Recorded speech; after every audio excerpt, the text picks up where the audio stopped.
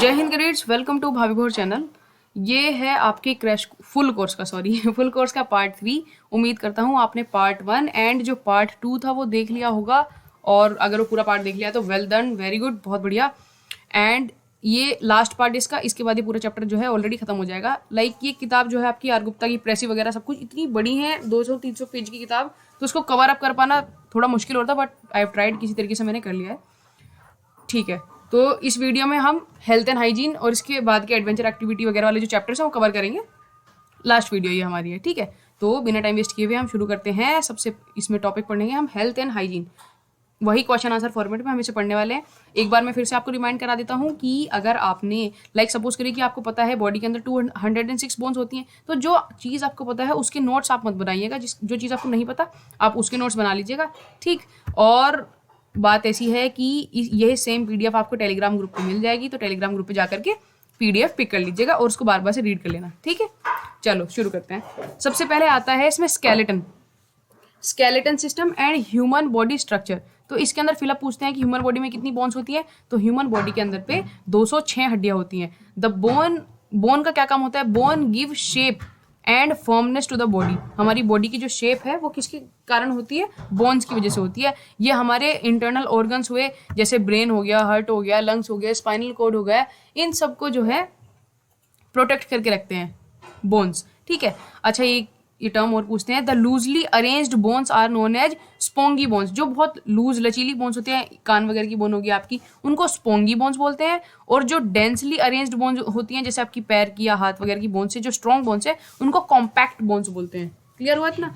अब बोन्स होती है ना, जो बहुत बड़ी बोन्स होती हैं, उनको अगर तोड़ेंगे तो उनके अंदर पे होलो एक लिक्विड पाया जाता है, उस लिक्विड को बोलते हैं bone marrow. Small bones hollow from inside, some bones are hollow from inside and filled with bone marrow, ठीक है। The point where 2 or more bones joint, वो वाला पॉइंट जहाँ पे 2 या 2 से अधिक बोन्स जुड़ती हैं, जॉइंट होती हैं, उसको बोलते हैं एक जॉइंट, ठीक है ना। क्लियर हुआ? उसके बाद देखिए क्लासिफिकेशन ऑफ बोन्स काफी सारे टाइप की होती हैं आपकी। लॉन्ग बोन्स होती हैं, शॉर्ट बोन्स होती हैं, फ्लैट बोन्स, इरेगुलर और सिस्मोइड बोन्स। कौन कौन सी भी bones? Long bone, short bone, flat bone, irregular और सिस्मोइड, ठीक है। आगे बढ़ते हैं। अगला है हमारा muscular system, classification of muscular system. हमारी मसल्स बेसिकली, है ना, कितने टाइप की होती हैं? ये मेनली होती हैं आपकी 3 टाइप की। कौन कौन सी? वॉलेंट्री, इनवॉलेंट्री और कार्डिक। अगर आपसे पूछे कि मस्कुलर सिस्टम कितने टाइप के, आप बोलोगे सर 3 टाइप के, वॉलेंट्री मसल्स, इनवॉलेंट्री मसल्स और कार्डियक मसल्स। क्लियर हुआ इतना?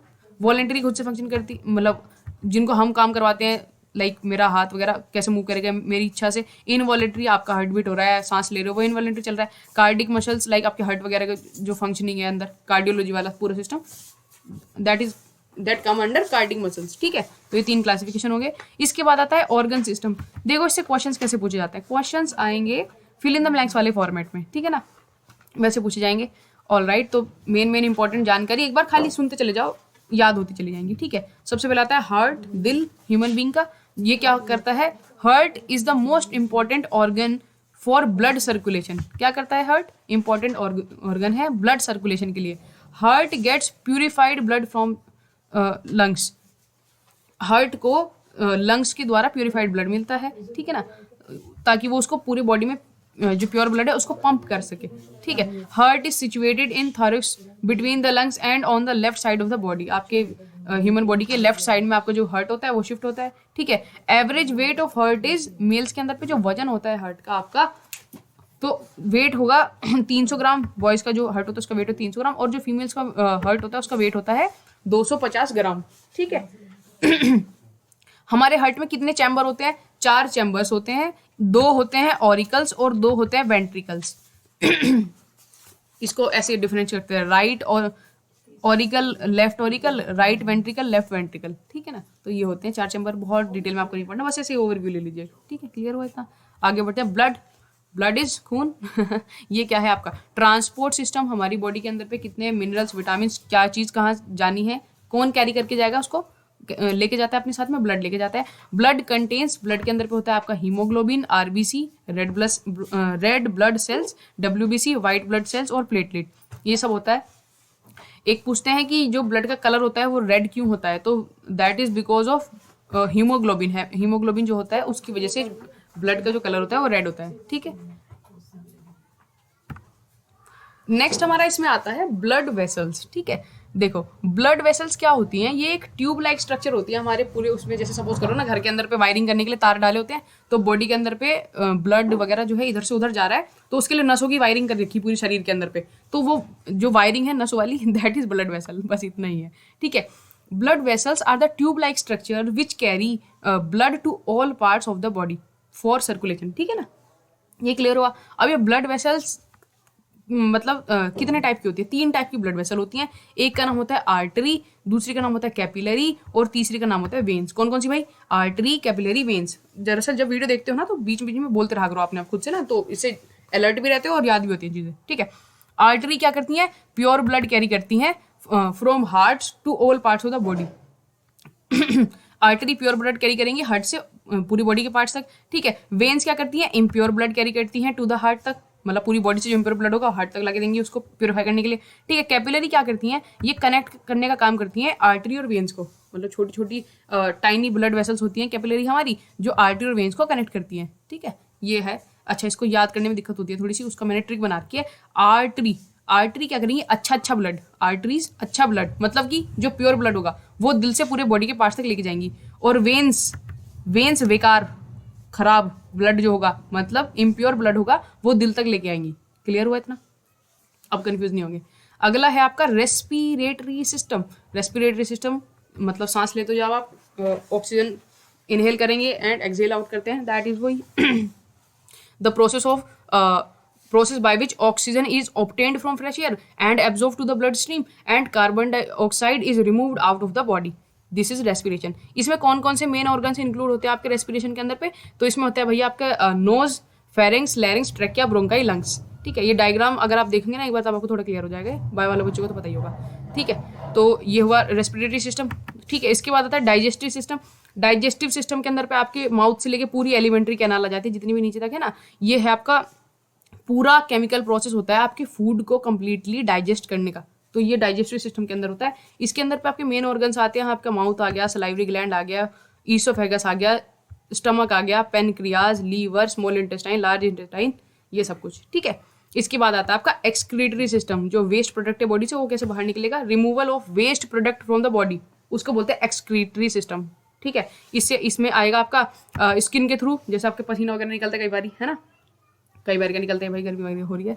ठीक है, तो स्वेट के फॉर्म में बाहर आता है जो, वो हुआ आपका वेस्ट, है ना। यूरिनरी सिस्टम हुआ आपका, इसके अंदर पे यूरिनरी सिस्टम के अंदर आता है आपका kidney, uterus, urinary bladder, urethra वगैरह, ये सब कुछ आते हैं। ठीक है, ये हमारा क्या हुआ, एक्सक्रीटरी सिस्टम। ठीक है, अगला आता है आपका नर्वस सिस्टम। देखो नर्वस सिस्टम नाम से क्लियर है, दिमाग से रिलेटेड कोई बात हो रही होगी, तो ब्रेन वाला जो सिस्टम होता है वो नर्वस सिस्टम कहलाता है हमारा, दिमाग वाला एमसीबी बॉक्स हमारा। ठीक है, ये 3 टाइप का होता है nervous system, are of 3 types. कौन कौन सा, central nervous system, peripheral nervous system और ऑटोनोमस नर्वस सिस्टम। 3-4 बार बोलो से याद हो जाएगा। Nervous system are of 3 types, central, peripheral, autonomous. Central, peripheral, autonomous. Central वाला जो आपका मेन कंसिस्ट, मेन ब्रेन और आपकी जो स्पाइनल कोड होती है वो इसके अंदर पे आता है ना। पेरीफेरल नर्वस सिस्टम होता है कि जो वेरियस ऑर्गन्स और मसल्स होते हैं इनकी फंक्शनिंग को जो देखेगा वो आएगा। ऑटोनोमस नर्वस सिस्टम क्या करता है, इनवॉलेंटरी फंक्शंस जैसे आपका पलक झपकना, हार्ट का बीट करना, वो सब कुछ, वो ऑटोनोमस जो खुद से होता है काम, उन सबको कंट्रोल करने की जिम्मेदारी होती है ऑटोनोमस नर्वस सिस्टम की। ठीक है, तो 3 type of nervous system, central, peripheral, autonomous. आगे बढ़े, अगला है आपका हाइजीन एंड सैनिटेशन। ठीक है भैया, सबसे पहले डिफाइन कर दो भैया हाइजीन और सैनिटेशन होता क्या है। तो hygiene refer to the cleanliness of a person, एक इंसान अपनी खुद की साफ सफाई रख रहा है, खुद की देखभाल कर रहा है, दैट इज हाइजीन। और सैनिटेशन मतलब हुआ कि वो अपने आसपास के इन्वायरमेंट की सफाई रख रहा है, आसपास के इन्वायरमेंट की क्लीनलीनेस का ध्यान दे रहा है, that is known as sanitation. Clear हुआ दोनों टर्म। ठीक है, अब है बेनिफिट्स ऑफ पर्सनल हाइजीन। अब पर्सनल हाइजीन बात समझ में आई कि हाँ ठीक है, क्या कर रहे हैं मैम, अपना खुद का ध्यान बहुत अच्छे से रख रहे हैं, तो उसके फायदे क्या क्या होने वाले हैं। अगर आप अपना खुद का ध्यान बहुत अच्छे से रखोगे तो उसका बेनिफिट क्या क्या होगा ये पूछ लिया। इससे क्या होगा कि to maintain a good and clean physique, हमारी जो फिजिक है, बॉडी है, वो अच्छे से गुड और क्लीन रहेगी। To maintain good muscular strength, अच्छे से जो आपकी मस्कुलर स्ट्रेंथ है वो बढ़िया हो जाएगी अगर आप अपना ध्यान रखोगे, एक्सरसाइज वगैरह करोगे, अच्छा खाना खाओगे, ऐसे ध्यान रखोगे, रोजाना टीथ ब्रश करोगे, 8 घंटे की स्लीप लोगे, एक बैलेंस डाइट लोगे, तो उससे क्या क्या फायदा होगा बस ये पूछ रहे हैं। तो एक गुड और क्लीन फिजिक बनेगी, मसल स्ट्रेंथ बढ़िया हो जाएगी, है ना। To maintain clean mouth and teeth, आपके दांत वगैरह सब बढ़िया रहने वाले हैं अगर रोज ब्रश करते हो, ठीक है। पर्सनल हाइजीन करोगे। To maintain resistance to prevent information, मतलब कि डिजीज वगैरह से आप बचे रहोगे। प्रिवेंट डिजीज, यहाँ पे टर्म आनी चाहिए थी, है ना। डिजीज वगैरह से बचे रहोगे अगर अपनी खुद का ध्यान रखते हो, ठीक है। उसके बाद इसमें पूछा मेन कंपोनेंट्स, कंपोनेंट जहां भी पूछ ले मतलब कि कारण, असली में क्या करेंगे, वो वाली फील आनी चाहिए, ठीक है। तो main component of personal hygiene मतलब हो गया कि अभी अभी मैंने बताई दिया आपको, लाइक आप पर्सनल हाइजीन खुद का ध्यान कैसे रखोगे, तो मैंने बताया 7 से 8 घंटे की स्लीप लेंगे, रेगुलर बाथिंग करेंगे, अपना बैलेंस डाइट लेंगे, अच्छे से पानी पियेंगे 7-8 3-4 लीटर दिन में, है ना। केयर एंड क्लीननेस, स्किन की, टीथ की, हेयर की, इन सबको साफ सफाई रखेंगे, एक्सरसाइज करेंगे रेगुलरली, ये सब कुछ ये तरीके हैं, कंपोनेंट हैं। अगर मुझे पर्सनल हाइजीन अपनी मेंटेन करनी है तो ऐसे ये सारी हरकतें करूंगा तब मेंटेन हो जाएगी। क्लियर हुआ? आगे बढ़ जाऊं। अगला है आपका सोर्सेज ऑफ वाटर। पूछते हैं क्वेश्चन आपसे कि सोर्स क्या क्या है पानी के, तो 3 होते हैं आपके, रेन वाटर, सरफेस वाटर और अंडरग्राउंड वाटर, ये तो पता ही होंगे। फिर पूछते हैं आपसे कि purification of water. Purification of water के काफी सारे तरीके होते हैं, आपको 4-5 पता होने चाहिए। जैसे आपका बॉइलिंग एंड फिल्ट्रेशन, ठीक है। एक होता है आपका क्लेरिफिकेशन, फिर होता है स्टेरिलाइजेशन, फिर होता है पिंकिंग, फिर होता है प्रेसिपिटेशन, इसके बाद होता है क्लोरीनेशन, फिर सेडिमेंटेशन, फिल्ट्रेशन, और फिर होता है आपका केमिकल डिसइंफेक्टेंट। कौन सा आपका लास्ट वाला, ये केमिकल डिसइंफेक्टेंट। अब देखो ये प्रोसेस के खाली आपको मेन मेन नाम याद होने चाहिए, इसके अंदर पे क्या क्या होता है इसको थोड़ा सा आइडिया ले लो, लाइक बहुत रटने की जरूरत नहीं है, बस ये मेन पता होना चाहिए कि किस किस तरीके से वाटर प्यूरिफाई होता है। बॉइलिंग एंड फिल्ट्रेशन आपको पता ही है, 100 डिग्री पे पानी को बॉइल करेंगे गैस के ऊपर 30 मिनट के लिए, तो बढ़िया से पानी आपका जो है प्यूरिफाई हो जाएगा। क्लैरिफिकेशन में क्या करते हैं हम लोग कि एक ना उसका सैंड का, स्टोन्स का एक बेड बनाते हैं और उसके थ्रू पानी को पास करा देते हैं, तो जितनी भी इम्प्योरिटीज है ना वो सैंड बैग वगैरह उसी में अटक के रुक जाती हैं, ये करते हैं आपका। इसमें इसके बाद होता है स्टेरिलाइजेशन। इसमें क्या करेंगे हम, ब्लीचिंग पाउडर या क्लोरीन गैस यूज करेंगे। ब्लीचिंग पाउडर यूज किया और उसके बाद पानी उससे लाइक क्लोरीन गैस वगैरह से पास करा दिया तो क्लीन हो जाता है, ठीक है। पिंकिंग में हम करते हैं पोटेशियम परमैंगनेट यूज करते हैं, पोटेशियम परमैंगनेट डालेंगे उसके अंदर तो वो ठीक हो जाता है। प्रेसिपिटेशन में क्या करते हैं कि इसके अंदर क्या, देखो दिस इज डन, इसमें हम क्या करते हैं पानी के अंदर पे एलम, एलम होता है आपका फिटकरी, फिटकरी उसके अंदर पे पानी के अंदर ऐड करेंगे उसको क्लीन करने के लिए, ठीक है। ये क्या करती हैं, इम्प्योरिटी वगैरह अपने आप एब्जॉर्ब कर लेती है, सोख लेती हैं जो फिटकरी वगैरह होती हैं, ठीक है, इससे क्लीन हो जाएगा। क्लोरीनेशन नाम से क्लियर, इसके अंदर पे हम क्लोरीन ऐड कर देंगे पानी के अंदर तो वो क्लियर हो जाएगा, ठीक है। सेडिमेंटेशन, सेडिमेंटेशन में कुछ नहीं करेंगे, पानी को ना एक बार ऐसे एक जगह पे ना रख के छोड़ देंगे तो उसकी जो इम्प्योरिटी है ना वो अपने आप नीचे सेटल डाउन हो जाएंगी, ठीक है। फिल्ट्रेशन, इसको क्या करेंगे कि एक फिल्टर पेपर होता है उसके थ्रू पानी को पास करेंगे, उससे हो जाएगा। केमिकल डिसइंफेक्टेंट, इसके अंदर पे ब्लीचिंग पाउडर, पोटेशियम परमैंगनेट या फिर आपका आयोडीन हो गया, इस तरह के केमिकल्स डालेंगे जिससे पानी प्यूरिफाई हो जाए। इजी था, क्लियर था, बट लाइक मेन पॉइंट आप याद रखना, boiling and filtration, clarification, sterilisation, pinking, precipitation, chlorination, sedimentation, filtration और केमिकल डिसइंफेक्शन, ठीक है। ये प्यूरिफिकेशन के तरीके हुए। अगला है आपका कंपोनेंट्स ऑफ फूड हाइजीन। अब देखो फूड हाइजीन से क्या मतलब हुआ, जो आपका खाना है ना उसका ध्यान रखना है, उसकी सफाई रखनी है। अब इसमें पूछा कंपोनेंट, किस किस की चीज़ का खाने में किस किस चीज़ का ध्यान रखेंगे, तो सबसे पहले खाने में भैया हम मिल्क हाइजीन, दूध का ध्यान रखने वाले हैं। फिर मीट हाइजीन होता है आपका, एक फिश हाइजीन भी होता है, लाइक जो जो चीज़ें खाने में यूज़ करी जा रही है उनका हाइजीन बेसिकली, है ना, उनको साफ सुथरा कैसे रखना है। फ्रूट एंड वेजिटेबल हाइजीन होता है, वो भी खाते हैं हम। हाइजीन ऑफ ईटिंग प्लेस, हाँ जी जहाँ खा रहे हैं बैठ के उसका भी। हाइजीन ऑफ फूड हैंडलर्स, जो आपका फूड कैरी कर रहे हैं उनका हाइजीन भी। ये सारा कुछ आएगा आपके फूड हाइजीन के अंदर पे। कंपोनेंट क्लियर हुए, ठीक है। इसके अंदर पे मिल्क हाइजीन का थोड़ा सा एक्सप्लेनेशन मैंने दे रखा है यहाँ पे, लाइक अगर कभी लाइक डिटेल में पूछ लिया तो इसमें से भी कोई सा भी लाइक थोड़ा सा आइडिया आपको होना चाहिए। मीट हाइजीन देखो इसको बताने की भी जरूरत नहीं है मेरे को कि लाइक मैंने पूछा आपको मिल्क को हाइजीनिक आप कैसे रखोगे, लाइक क्लीन यूटेंसिल में उसको डालने वाले हो, है ना, उसको हम बॉयल करेंगे, पास्चुराइज करेंगे, ठीक है। जो आपका मिल्क हैंडलर होगा उसको बोलेंगे कि भैया क्लीन उससे हैंड वगैरह धो वगैरह के तभी तभी दूध वगैरह निकालो, है ना, उसके बाद हमें दो। और हम जो मिल्क है उसको कवर करेंगे, उसकी बाल्टी वगैरह को जो जहाँ पे भी रखना है उसको ढक करके रखेंगे ताकि उसमें कोई मक्खी मच्छर धूल मिट्टी ये सब कुछ ना गिरे, है ना। तो ये मिल्क हाइजीन का तरीका हो गया कि मिल्क को कैसे हाइजीनिक रख रहे हैं हम, आप लिख पाओगे इसको, ठीक है। उसके बाद जैसे सपोज करिए कि मीट हाइजीन हो गया, मीट हाइजीन के अंदर पे आएगा आपका कि फ्रेश मीट लेंगे, सामने कटिंग करवाया हुआ बिल्कुल एकदम फ्रेश मीट लेके आना है, ठीक है। ज़्यादा दिन तक वो रखा नहीं होना चाहिए, उस पर ज़्यादा केमिकल नहीं होना चाहिए, उसको वॉश करना है बहुत प्रॉपर्ली। जिस वुड के ऊपर मीट को आप कट कर रहे हैं लाइक वुड के ऊपर मीट को कट नहीं करना, लाइक ट्राई टू यूज आपका जो फर्श वाला नहीं होता सीलिंग वगैरह, उन उन उस पर वहाँ पर उसकी कटिंग करनी है, क्योंकि उसके अंदर पे अंदर भर जाते हैं वो इम्प्योरिटी। जब बार बार उसी वुड वाले पीस पे काटते हैं तो वो बहुत अनहाइजेनिक हो जाता है, बहुत गंदा। ठीक है, उसको अच्छे से प्रॉपरली क्या बोलते हैं कवर करके रखेंगे, ये सब कुछ अच्छे से कुक करेंगे उसको। ठीक है, तो मिल्क हाइजीन का इसी तरीके से लाइक आपका fish hygiene, fruit and vegetable hygiene, या कैसे रखना है, थोड़ा आइडिया मिलेगा आपको लिखना कैसे होता है इसको अगर पूछा। ठीक है ना, हाइजीनिक कैसे रखना है इनको। ओके, अगला क्वेश्चन आता है, इंपॉर्टेंट क्वेश्चन, ये पूछते हैं भाई पेपर में, how will you ensure personal hygiene in NCC camp. Suppose करो कि आप एनसीसी कैंप में हो और आप वहाँ पे अपना पर्सनल हाइजीन कैसे मेंटेन करोगे, खुद का ध्यान कैसे रखोगे, खुद की सेफ्टी है ना, हेल्थ का। तो देखो इसमें क्या क्या करेंगे हम लोग। सबसे पहला, ensure care and cleanliness of all cadet. ये पहले एंश्योर कर लेंगे भैया सारे जो कैडेट हैं वो बिल्कुल अच्छे से क्लीन है कि नहीं। एंश्योर बाथिंग एवरीडे, रोजाना नहाना है उधर पे। एडुकेट एक्सरसाइज करनी है रोजाना। उसके बाद आएगा आपका properly cooked and nutritive food. इस सब की जो कैडेट है उन सबको प्रॉपरली कुक्ड और अच्छा पौष्टिक खाना दिया जाए, है ना। Adequate rest for 7 to 8 hours sleep, अच्छे से 7 8 घंटे सोएंगे। ठीक है। Proper disposal of waste material, जितना भी वेस्ट मटेरियल जनरेट हो रहा है उसका डिस्पोजल होगा प्रॉपर तरीके से। और प्रिवेंटिव मेजर्स लेंगे डिजीज से बचने के लिए, जैसे अभी कोविड वाले टाइम पे if you have attended any camp वगैरह तो आपका social distancing, wearing of mask, proper sanitization वगैरह, इन सब का ध्यान रखा गया था। ठीक है ना, तो ये हाइजीन मेंटेन करने के तरीके हैं कैंप के अंदर पे। क्लियर हुआ, आगे बढ़ो। All right, physical and mental health, इसमें आता है element of a good health. Important है elements of a good health. मतलब ये है कि मैंने बोला कि एक ये इंसान है और ये हेल्दी है ना, पर्टिकुलर कोई इंसान है और ये हेल्दी है, आपको कैसे पता ये हेल्दी है, ये मतलब हुआ एलिमेंट। क्या देखकर आपको पता चल गया कि वो इंसान हेल्दी है, एलिमेंट्स बता दो। सबसे पहले तो देखो जी, हमने देखा एब्सेंस ऑफ डिजीज, उस इंसान को कोई बीमारी नहीं रही, इसका मतलब वो हेल्दी था, है ना। उसकी एबिलिटी देखिए, ability to work hard efficiently with enthusiasm, वो काम कर पा रहा था, मेहनत कर पा रहा था एफिशिएंटली और उत्साह के साथ में काम कर पा रहा था। तो भैया कोई बीमार आदमी थोड़ा ना कर पाएगा ऐसा काम। तो हमने देखा अच्छा ये काम कर रहा था, मीन्स हाँ ठीक है, तब हेल्दी है। ठीक है। Ability to endure stress and strain, वो स्ट्रेस को सहने की जो वो थी ना, स्ट्रेस और स्ट्रेन वो दोनों थे। लाइक स्ट्रेस आपका मेंटल होता है, स्ट्रेन आपका फिजिकल बॉडी।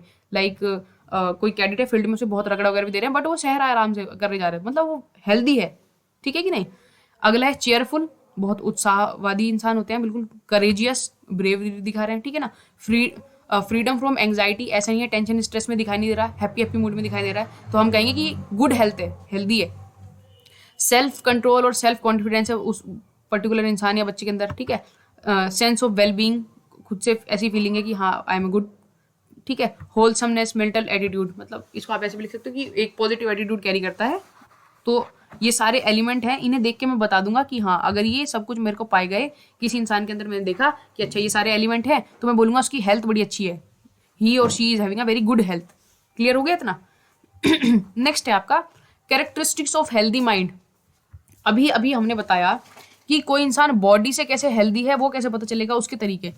अब ये बताओ कि कोई इंसान का दिमाग से वो हेल्दी है, उसका माइंड बड़ा हेल्दी है, ये मुझे कैसे पता चलेगा। तो ये उसके कैरेक्टरिस्टिक्स पूछ लिए इन्होंने। अब ये मुझे कैसे पता चलेगा कि पर्टिकुलर किसी इंसान का माइंड बड़ा हेल्दी है। सबसे पहले देखेंगे नॉर्मल एपेटाइट, मतलब कि उसका जो खाने का तरीका है ना वो नॉर्मल है, ऐसा नहीं कि बहुत ज़्यादा ही खा रहा है, या ऐसे नहीं कि उसकी डाइट बहुत ही कम है, ऐसा नहीं है, नॉर्मल एपेटाइट है। कामनेस, लाइक पीसफुल सिचुएशन में रहता है। ठीक है। चेयरफुल आउटलुक है, उत्साहवादी इंसान है। गुड टेम्पर, ये नहीं कि छोटी छोटी बातें बहुत गुस्सा कर देता है ना, लाइक टेम्पर लूज नहीं होता, नॉर्मल रहता है। सोशली एक्सेप्टेबल हैबिट्स, ऐसी हरकतें करता है जो सोशली एक्सेप्टेबल है, हैबिट अच्छी हैं। ठीक है ना।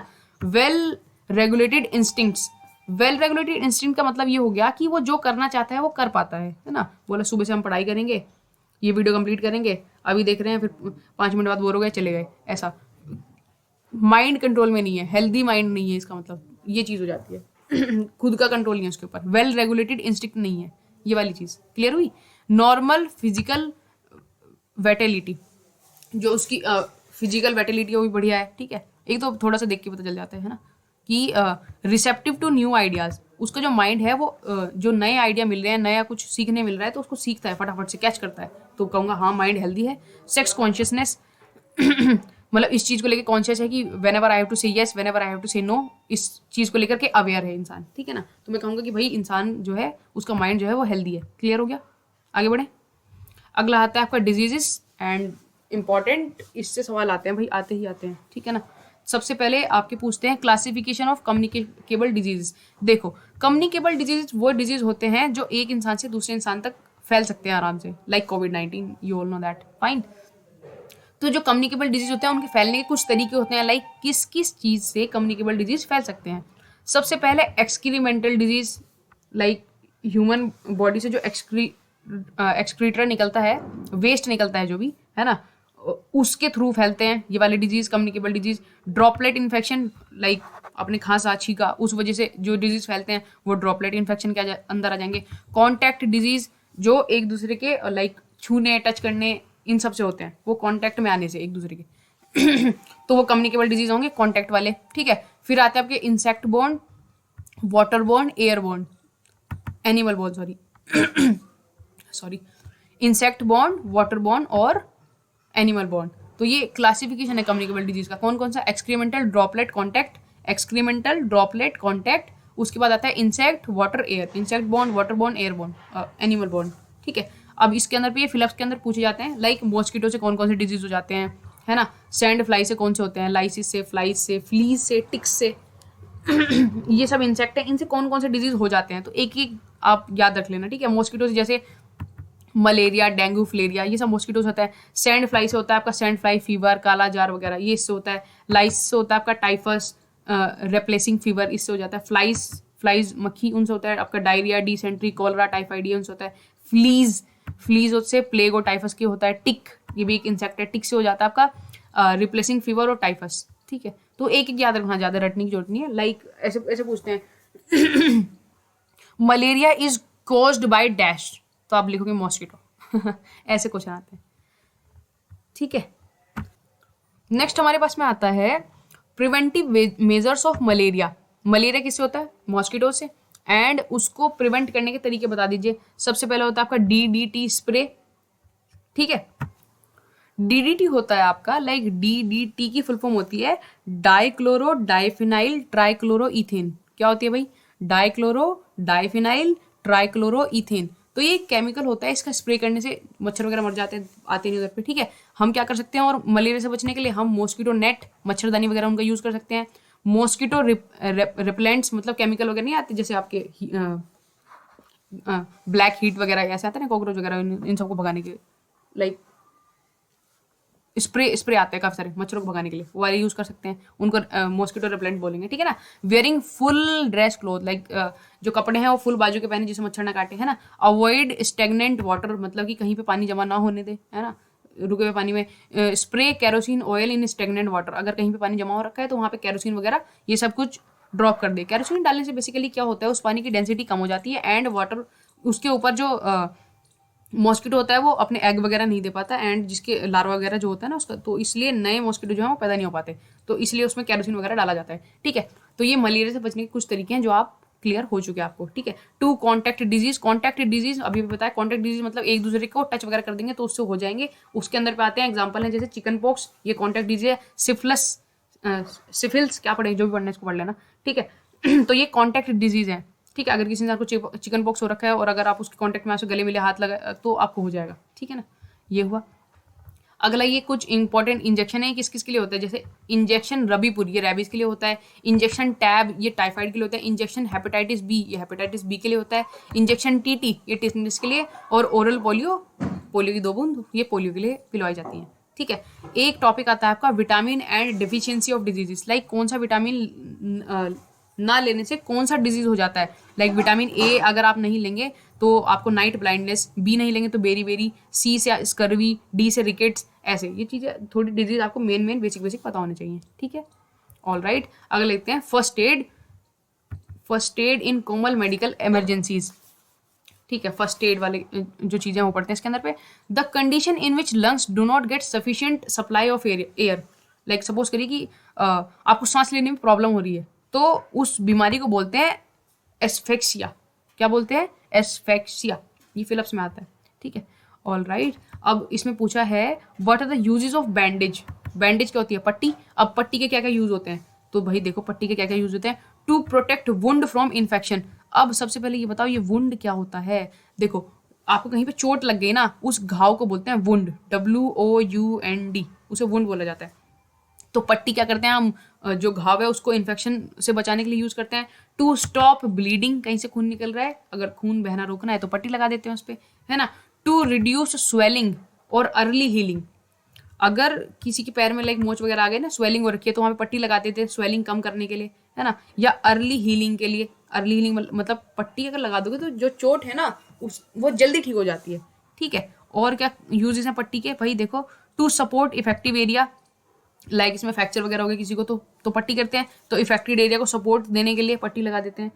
टू अगला है to enable the individual to carry out day to day activities, like अगर बैंडेज नहीं होगी, घाव खुला छोड़ देंगे तो बंदा जो है कुछ काम ही नहीं कर पाएगा, तो उसको बैंडेज कर दिया जाता है ना, चोट को, ताकि आगे उस पर ज़्यादा घाव ना पड़े और वो अपना जो डेली रूटीन काम है उसको कर पाए।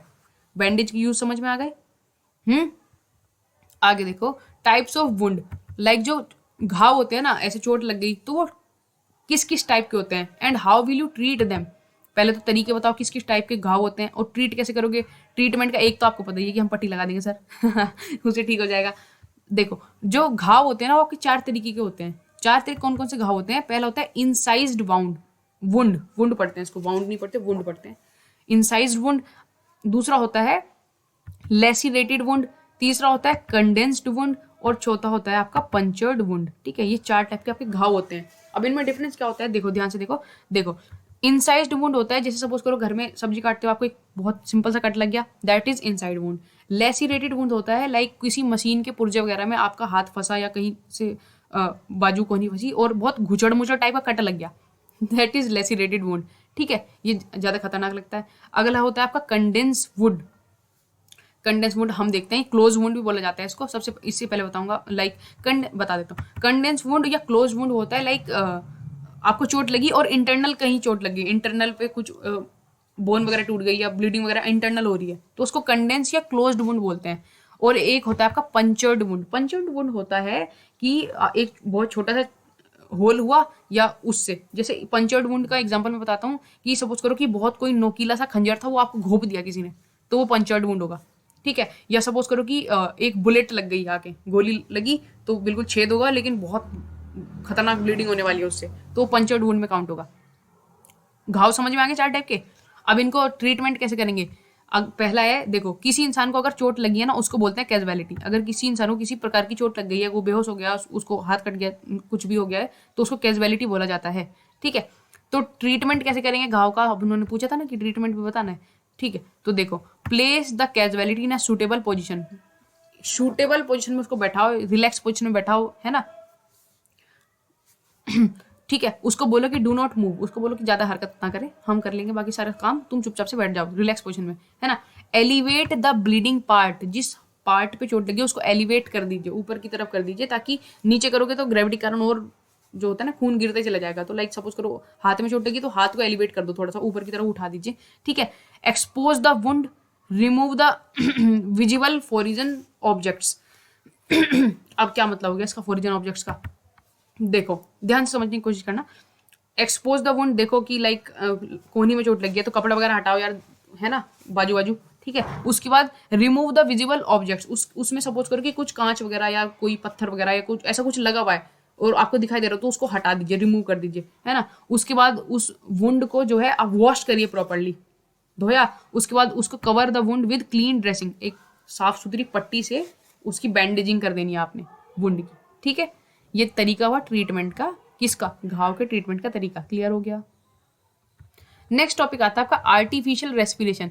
देखो the respiration given when the person is not able to breathe properly, that is known as artificial respiration, ठीक है। आर्टिफिशियल रेस्पिरेशन 3 टाइप की होती है मेनली 3 मेथड होते हैं। ये कौन से? होल्जर नेल्सन मेथड, स्केफर्शर मेथड और माउथ टू माउथ ब्रीथिंग। ये तीनों याद करने हैं आपने। 3 टाइप्स ऑफ आर्टिफिशियल रेस्पिरेशन कौन कौन से? Holger Nielsen method, Schafer's method, mouth to mouth breathing. Clear? अगला है इसमें टॉपिक, आपका लास्ट टॉपिक है ये। इसके अंदर आता है आपका योगा एंड एक्सरसाइजेस। सबसे पहले पूछते हैं कि योगा एज एक्सरसाइज, इसके लाइक पूछते हैं एक सेकेंड ना। तो देखो भाई क्वेश्चन क्या कह रहा है, ये क्वेश्चन बोल रहा है कि potential benefits of yoga for adults, like yoga के फायदे बताओ हमें। एडल्ट पूछे, किसी के लिए पूछे, भाई फायदे तो फायदे हैं। तो योगा करने से क्या होगा, मैनी योगा उनकी जो होगी ना, एक तो मस्कुलर जो स्ट्रेंथ है और जो मेंटल स्ट्रेंथ है वो दोनों इंप्रूव होने वाली है कि नहीं। उनके जो एस्थमा वगैरह के सिम्टम्स होते हैं योगा करने से वो रिड्यूस हो जाते हैं, क्योंकि योगा के अंदर पे हम जनरली ब्रीथिंग एक्सरसाइज पर ज़्यादा फोकस करते हैं। ठीक है, योगा के 3 मेन कंपोनेंट होते हैं आपके, एक्सरसाइज करना, ब्रीथ करना और मेडिटेट करना। ठीक है, इससे आपका जो क्रोनिक लोअर बैक पेन होता है वो रिड्यूस होता है। ठीक है, और क्या होता है भैया, योगा करने से आपकी जो माइंडफुलनेस है, माइंडफुलनेस बेस्ड स्ट्रेस रिडक्शन ये वाला आपका क्या बोलते हैं, अगर आप योगा करोगे तो आपका स्ट्रेस जो है वो भी रिड्यूस होने वाला है। और क्या होने वाला है भैया, कॉम्प्लीमेंट्री इन्वेंशन, जो आपके कैंसर पेशेंट्स हैं उनको भी बहुत बेनिफिट होता है। If they are doing yoga they will improve faster. Fine, treatment of ये एक बीमारी का नाम लिखा है भाई, देखो क्या लिखा है, I don't know how to read it. तो इस बीमारी में योगा बहुत हेल्पफुल है। ठीक है, तो इसके बहुत सारे बेनिफिट्स हैं। साइकोलॉजिकल बेनिफिट है, आपका दिमाग मेंटली फिजिकली आप बहुत स्ट्रॉन्ग हो जाते हैं, आपकी दोनों माइंड और बॉडी बहुत एक्टिव महसूस करती हैं if you do yoga regularly. Fine, तो योगा के बेनिफिट आप बता दोगे आराम से, ठीक है कि नहीं। इसका एक ये है, पूछते हैं कि लाइक कुछ हमें योगासन्स के नाम बता दीजिए। जनरली कौन कौन से योगासन्स होते हैं, 3-4 इसके नाम आपको पता होने चाहिए। देखो ये सूर्य नमस्कार का है, 12 पोज होते हैं उसके अंदर पे, जैसे आपके पद्मासन हो गया, पद्मासन, बुद्धा पद्मासन, एक होता है आपका सिद्ध आसन ज्ञान मुद्रा, एक होता है आपका त्रिकोण आसन, एक होता है आपका अर्ध चक्र आसन, एक होता है आपका सूर्य नमस्कार सर्वासन, एक होता है आपका गोमुख आसन, वज्रासन, धनुरासन, भुजंगासन, चक्रासन, सर्वांगासन, हलासन। तो अगर आपने एक भी बार योगा किया होगा तो ये आप योगा के 4-5 नाम आराम से बता दोगे। वृक्ष आसन भी होता है एक। ठीक है, तो ये कुछ योगा के आसन से जो आपको ध्यान रखने हैं। Clear, okay. एंड हेयर हमारा हेल्थ एंड हाइजीन का चैप्टर हुआ खत्म। एंड लास्ट चैप्टर हमारा बचता है, that is of adventure activities, जो कि बहुत ईजी है और एक ही पेज का चैप्टर है, तो इसको फटाफट से कंप्लीट करते हैं। ठीक है कि नहीं। एडवेंचर एक्टिविटी एनसीसी कैडेट के अंदर क्या क्या क्वालिटी डेवलप करता है। एनसीसी अगर हम लोग एडवेंचर एक्टिविटी करते हैं तो हमारे अंदर leadership, self confidence, feeling of team spirit develop होती है। क्या क्या डेवलप होता है भाई, एक तो होता है लीडरशिप डेवलप होती है, सेल्फ कॉन्फिडेंस डेवलप हो जाता है, feeling of team spirit develop हो जाती है। ठीक है, इसके बाद सबसे पहले हम पढ़ते हैं पैरासेलिंग। देखो ये जो उड़ रहा है ना आकाश में, इसको पैरासेलिंग बोलते हैं, पैराशूट से जो कूदने वाला, ये पैरासेलिंग होती है। और इसमें टाइप्स ऑफ पैरासेलिंग, पैरासेलिंग देखो मेनली 3 टाइप की होती है। ये टाइप्स कैसे इन्वेंट हो रखे हैं इसकी, लाइक किस किस जगह पे वो पैरासेलिंग करी गई है उस हिसाब से। लाइक आपकी विंच बोट पैरासेलिंग होती है, बोट के पीछे इस पैराशूट को लगा के घूमते हैं। लाइक इसमें है ना एक रोप होती है जो एक व्हीकल में लगी होती है, वो वाला। ठीक है, तो एक आपकी बीच पैरासेलिंग भी होती है, बीचेस पे करेंगे। एक आपकी प्लेटफॉर्म पैरासेलिंग होती है, पर्टिकुलर किसी प्लेटफॉर्म पे करवाई जाती है, दैट इज प्लेटफॉर्म पैरासेलिंग। तो ये टाइप्स ऑफ पैरासेलिंग है, नॉट इंपॉर्टेंट, बट अगर कभी बाय मिस्टेक आ गया आपकी किस्मत खराब थी तो इट्स मोर लाइक क्या आप लिख लोगे। ठीक है ना, कौन कौन सी, विंच बोट पैरासेलिंग, बीच पैरासेलिंग और प्लेटफॉर्म पैरासेलिंग। ठीक है ऑल राइट। इसके बाद में है safety tips advised for parasailing council. Like आपको पैरासेलिंग करने जाना है तो आपको किस किस चीज़ का ध्यान रखना है, ये देखो।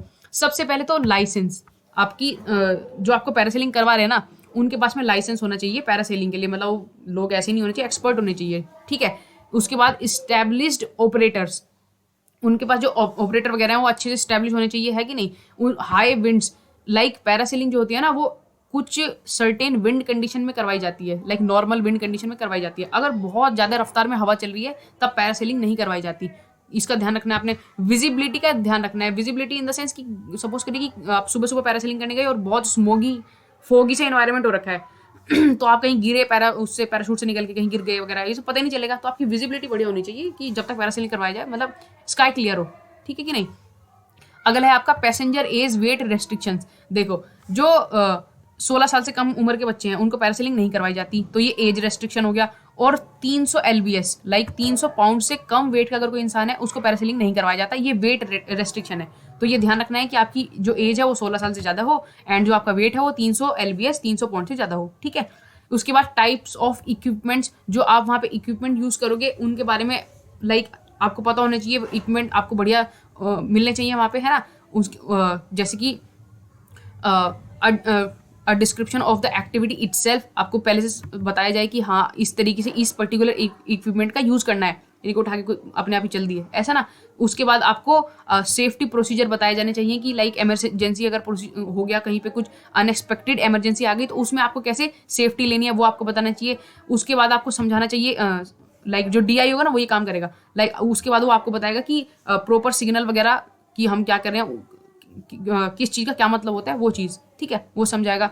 उसके बाद होगा कि participant don't have to be afraid, like आपको हवा में उड़ाने वाले हैं वो, तो बिल्कुल जो निडर बच्चा है ना, फियरलेस, वो जाए पैरासेलिंग करने के लिए। जिसको डर लगता है वो बिल्कुल ना जाए, हाइट वगैरह से उसको नहीं जाना, ठीक है। दूसरा एल्टीट्यूड का ध्यान रखेंगे। देखो जो पैरासेलिंग नॉर्मली करवाई जाती है वो 600 से 300 फीट की ऊंचाई पर करवाई जाती है। इससे ज़्यादा ऊंचाई पर कोशिश करें, मना करें कि नहीं हमें पैरासेलिंग इससे ऊपर नहीं करनी, हमें इतनी हाइट पे पैरासेलिंग करवाई जाए, ठीक है। उसके बाद एक टॉपिक आता है आस्क क्वेश्चंस, लाइक ये क्वेश्चंस आपको, अगर आप पैरासेलिंग कहीं करने जा रहे हो ना, तो ये क्वेश्चंस आपको पूछने हैं उनसे कि आप इस बिजनेस में कब से हैं, आपके पास एक लाइसेंस है कि नहीं है, आप फ्लाइंग वगैरह कैसे करवाते हैं, है ना, अगर हमें NOC फॉर्म वगैरह आपने कैसे फिल करवाने हैं हमें दिखाओ एक बार। तो ये क्वेश्चन पूछो आपसे, आप उन लोगों से जहाँ पे आप पैरासेलिंग करने जा रहे हो पहली बार, ठीक है।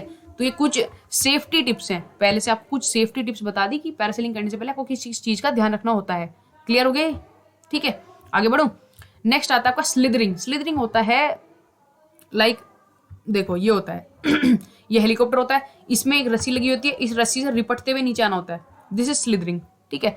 तो स्लिदरिंग में होता है आपका फास्ट रोप इंसर्शन एक्सट्रैक्शन सिस्टम, मतलब ये हेलीकॉप्टर से रस्सी नीचे डाली जाती है, इस पर रिपट के नीचे आते हैं, ये वाला फास्ट रोप इंसर्शन एक्सट्रैक्शन सिस्टम। इसकी फुल फॉर्म ध्यान रख लेना आप लोग, ठीक है। लाइक अ रेप्टाइल, ग्लाइड करते हुए रेप्टाइल की तरह आपको नीचे आना होता है, वो स्लिदरिंग होती है। एक बेसिक आइडिया मिल गया आपको। देखो इक्विपमेंट्स फॉर स्लिदरिंग, स्लिदरिंग करते हुए हमें किस किस चीज़ की जरूरत पड़ती है। सबसे पहले रस्सी रोप की तो जरूरत पड़ेगी, किससे नीचे आओगे भाई। उसके बाद ग्लव्स की, हाथों में ग्लव्स पहने, अदरवाइज ऐसे आओगे तो छिल जाएंगे, हाथ रगड़ लग जाएगी हाथों में, तो ग्लव्स पहनवाए जाते हैं। हेलमेट एंड नी पैड्स पहनवाए जाते हैं कि ऐसे उतर रहे हैं भाई, इट्स अ रिस्की टास्क, तो आपको एक हेलमेट दिया जाएगा प्रोटेक्शन के लिए, और नी पैड्स दिए जाएंगे घुटने वगैरह के लिए, कोहनी के लिए, फॉर द प्रोटेक्शन। तो ये इक्विपमेंट है कुछ जो स्लिदरिंग करते हुए रिक्वायर्ड होते हैं, ठीक है। क्लियर हो गया इतना। अगला आता है आपका रॉक क्लाइंबिंग, नाम से क्लियर है, रॉक को क्लाइंब करने जा रहे हैं, ठीक। तो रॉक क्लाइंबिंग में सबसे क्वेश्चन जो पूछते हैं, लिस्ट आउट सेफ्टी टिप्स, इसके अंदर भी यही पूछेंगे कि सपोज करो कि आपका मन हुआ हम तो रॉक क्लाइंबिंग करनी सीखेंगे जी, ठीक है। तो उसमें किस किस चीज़ का ध्यान रखना है आपको, रॉक क्लाइंबिंग करने जाना तो किस किस सेफ्टी टिप का आपको ध्यान रखना है। देखो इसमें सबसे पहले आता है ऑलवेज चेक द हार्नेस। अब इसका क्या मतलब हो गया चेक द हार्नेस। देखो सबसे पहली चीज आपको ये ध्यान रखनी है, जैसे आप रॉक क्लाइंबिंग करते हो ना, तो आप ऊपर एक रस्सी फेंकते हो एंड उसके थ्रू जाते हो, तो उसके जो हुक्स वगैरह होते हैं ना, टाइट वगैरह, जो आपने लाइक पूरा पैक किया होता है अपनी बॉडी को, उस रस्सी को पकड़ के खींच के आप ऊपर जा रहे होते हो, उसकी बेल्ट वगैरह रस्सी की आपसे स्टिच होती है अच्छे से, तो वो डबली बैक होनी चाहिए सबसे पहले तो, है ना। और उसकी हार्नेस आप चेक कर लेंगे, उसकी मजबूती देख लो एक बार, पकड़ वगैरह रस्सी पे आपकी कैसी हो रही है, तो वो चीज़ सबसे पहले देखेंगे। उसके बाद है ऑलवेज चेक नोट्स। नोट्स मतलब होता है उसमें गांठ वगैरह जहाँ बांधी गई है, जहाँ पे है ना गांठ वगैरह मारी गई है, वो मजबूती से टाई होनी चाहिए, इस चीज़ का आप ध्यान रखेंगे, ठीक है। ऑलवेज वियर अ हेलमेट, रॉक क्लाइंबिंग करते हुए हेलमेट जरूर पहनेंगे, हेलमेट इज मस्ट देयर, ठीक है। उसके बाद है always check the rope belay device. ये फिर से वही लाइक देखो हार्नेस वाले में आपको क्या करना है कि आपका जो एक पूरा ताम झाम सा पहना देते हैं आपको, लाइक एक बैग टाइप का आप समझ लीजिए पहना देते हैं, जो ऊपर वाली रस्सी से अटैच होता है, वो वाली चीज़ चेक करनी है। उसके बाद आपकी जो रोप होती है उसकी मजबूती वगैरह उसको अच्छे से चेक करना है आपको, जो जिस रोप के थ्रू आप उस रॉक के ऊपर क्लाइम कर रहे हो रोप रॉक सारे साथ में हो गया, ठीक है। अच्छा अगला है always use the long rope. आप हमेशा कोशिश करेंगे जो रस्सी आपकी वो काफ़ी लंबी होनी चाहिए, उसको यूज़ करेंगे, छोटी मोटी रस्सी नहीं, ठीक है। ऑलवेज पे अटेंशन, लाइक जो आपके गाइड हैं जो आपको समझा रहे हैं, है ना, कि कैसे जाना है, कैसे करना है, कैसे क्लाइम करना है, कोशिश करें कि हमेशा अटेंशन में रहें और उनकी बात ध्यान से सुने, उनको फॉलो करें, है ना, जो आपको करवा रहे हैं क्लाइंबिंग, रॉक क्लाइंबिंग, ठीक है। ऑलवेज ब्रिंग इनफ गियर, इसका मतलब है कि लाइक आपको जैसे सपोज इसमें लिखा है always bring enough gear. Always bring enough gear का मतलब होता है जो आपको बोला गया है ना कि ये सामान आपको लेके आने हैं, वो तो लेके आओ, लेकिन उसके साथ में ये चीज़ अपने आप खुद से देख लो, आपको सबसे बेहतर पता होता है कि हमें किस किस चीज़ की जरूरत पड़ती है ना, तो वो चीज़ अपने साथ में रख लेना। इनफ गियर लाइक एक्स्ट्रा ही सामान लाओ, कम सामान नहीं होना चाहिए आपके पास में रॉक क्लाइंबिंग करने के लिए अगर आप जा रहे हो, ठीक है।